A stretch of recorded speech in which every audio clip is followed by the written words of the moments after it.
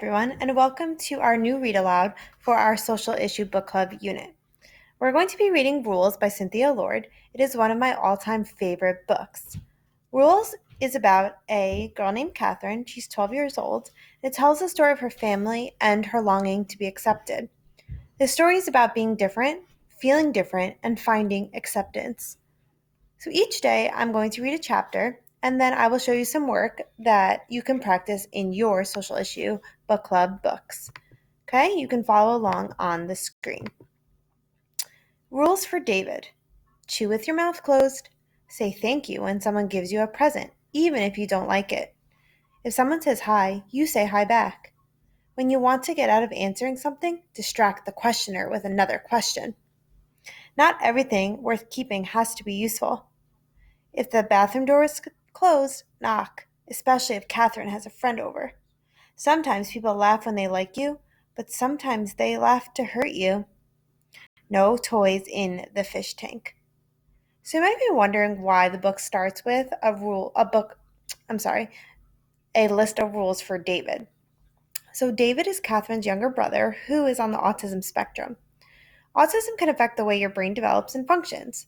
David is just like any other child, but yet he is different, just like you and me are different. We all have certain habits and things that we like and dislike. You'll soon learn that David may need some reminders to follow certain rules and that he really doesn't like loud noises. Chapter 1. Follow the rules. Come on, David, and I let go of his sleeve, afraid I'll rip it. When he was little, I could pull my brother behind me if he didn't want to do something, but now David's 8 and too strong to be pulled. Opening the front door, I sigh. My first day of summer vacation is nothing like I dreamed. I had imagined today warm, with seagulls winging across a blue sky, not overcast and damp. Still, I refuse to grab my jacket from the peg inside the front door. Umbrella? David asks, a far-off stare in his brown eyes.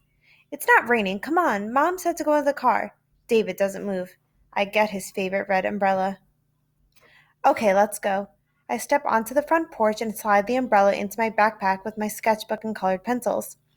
Let's go to the video store, David says, not moving 1 inch. You're going to the clinic, but if you do a good job, Dad'll take you to the video store when he comes home. The video store is David's favorite place, better than the circus, the fair, or even the beach. Dad always invites me to come too, but I say, no thanks. David has to watch all the previews on the store TVs and walk down each row of videos, flipping boxes over to read the parental advisory and the rating. Even on videos Dad would never let him rent. David will say, loud enough for the whole store to hear, rated PG-13 for language and some violence, crude humor. He'll keep reaching for boxes and flipping them over, not even seeing the looks people give us. But the hardest part is when David kneels in the aisle to see the back of a video box a complete stranger is holding in his hand. Dad says, no one cares, Catherine. Don't be so sensitive. But he's wrong. People do care. Beside me, David checks his watch. I'll pick you up at 5 o'clock. Well, maybe 5 o'clock, I say. Sometimes Dad's late. David shrieks, 5 o'clock! Shh! I scan the yard around us to see if anyone heard, and my stomach flips. A moving van is parked in front of the house next door, back wide open, half full of chairs and boxes. From inside the truck, 2 men appear, carrying a couch between them. My hands tremble, trying to zip my backpack. Come on, David. Mom said get to the car. David stands with his sneaker toes on the top step, like it's diving board, and he's choosing whether to jump. 5 o'clock, he says. The right answer would be maybe, but David only wants surefire answers, yes and no, and Wednesday at 2 o'clock, but never maybe or it depends, or worst of all, I don't know. Next door, the movers set the couch on the driveway. If I hurry, I can ask them before they head into the house. Okay. Dad will pick you up at 5 o'clock. That's the rule. David leaps down the steps just as the moving men climb into the van. He might not understand some things, but David loves rules. I know I'm setting up a problem for later because Dad's always late, but I have rules too, and one of mine is, sometimes you've got to work with what you've got. I take David's elbow to hurry him.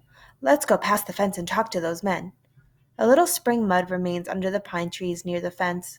Only a month ago, puddles were everywhere when Mrs. Bauman called me over to say her house had been sold to a woman with a 12-year-old daughter.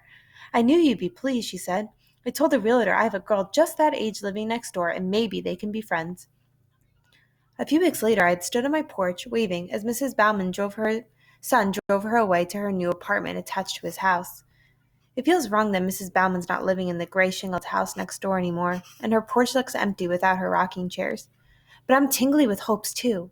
I've always wanted a friend in my neighborhood, and a next door friend would be best of all. Usually in summer, I do lots of things by myself because my best friend Melissa spends the whole vacation in California with her dad. This year will be different, though. The girl next door and I could do all my favorite summer things together: swimming at the pond, watching TV, and riding bikes. We can even send midnight messages from our windows using flashlights and Morse code like next door friends do in books. And the best part, David won't have to come since Mom won't have to drive me and pick me up. I bite my teeth together, fighting the memory of my last sleepover at Melissa's. When Mom came to pick me up, David raced around Melissa's kitchen, opening doors, looking for the cellar, even when Mom kept telling him this was a trailer and trailers don't have cellars.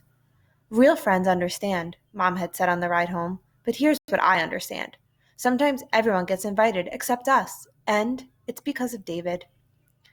Walking towards the van, I study the moving men. One has a blotchy face and looks all business. The younger one wears a half smile and a dirty t-shirt and jeans. T-shirt man seems friendlier. Remember the rule, I whisper, my hand pushing David's back to hurry him.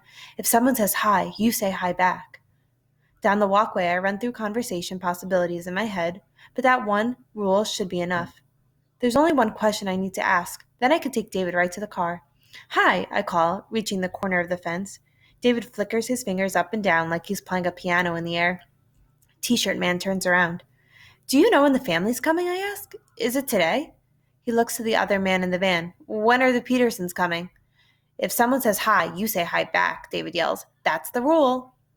Both men stare past me with that familiar look, the wrinkled forehead look that means, what's wrong with that kid?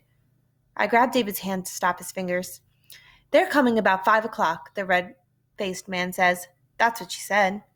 5 o'clock? David twists under my arm. My wrist kills from being curled backward.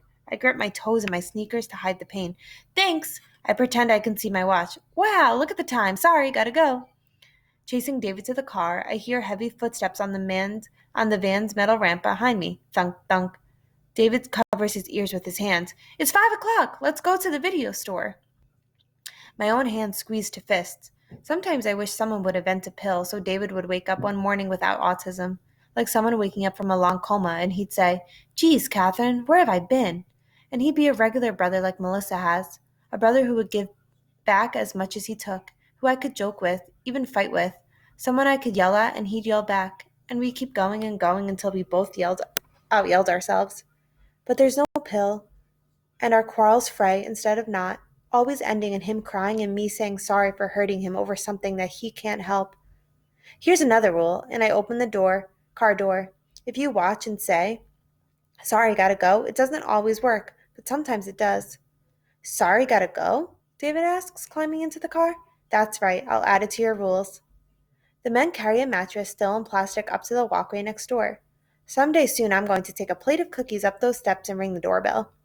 And if the girl next door doesn't have a flashlight, I'll buy her one that turns on and off easily. Mom says I have to deal with what it is and not to get my hopes up. But how else can hopes go but up? Wear your seatbelt in the car, David states. That's the rule. You're right, and I click the seatbelt across me and open my sketchbook to the back pages.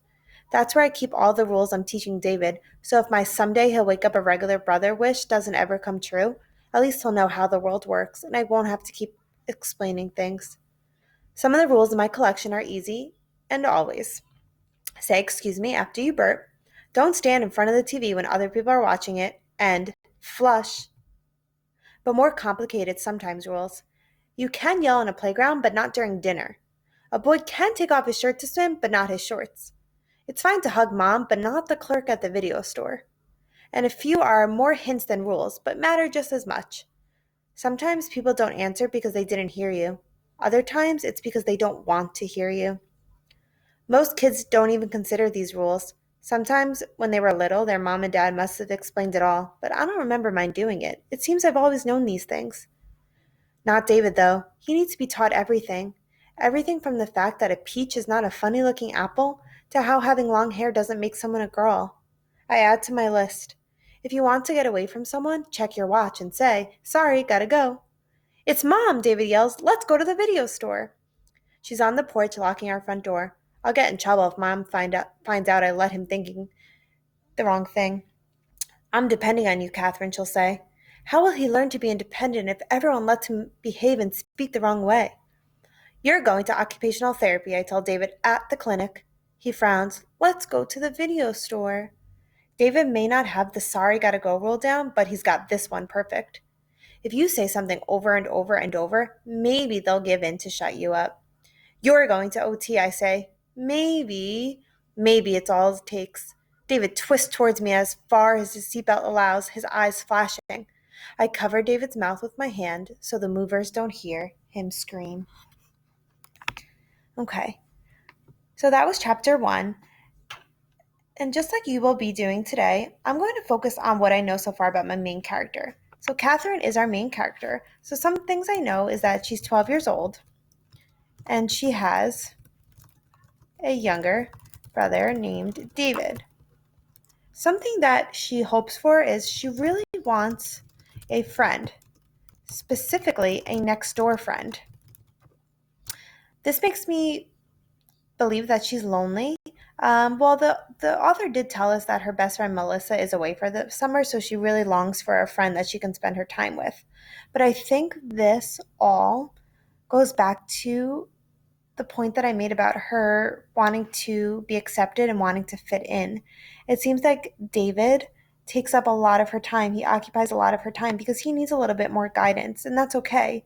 But I think Catherine has a hard time with accepting the fact that her brother does need more attention. Okay, so Catherine, 12 years old, she has a brother named David.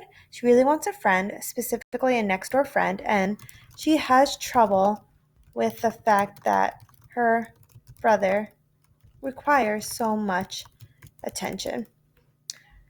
So this is a good start, and I'm going to keep all these points in mind as I continue reading. So in your social issue books, I want you to think about your main characters, what you know about them. Do they have a want or a need, just like Catherine does? Do they have a hope or a wish?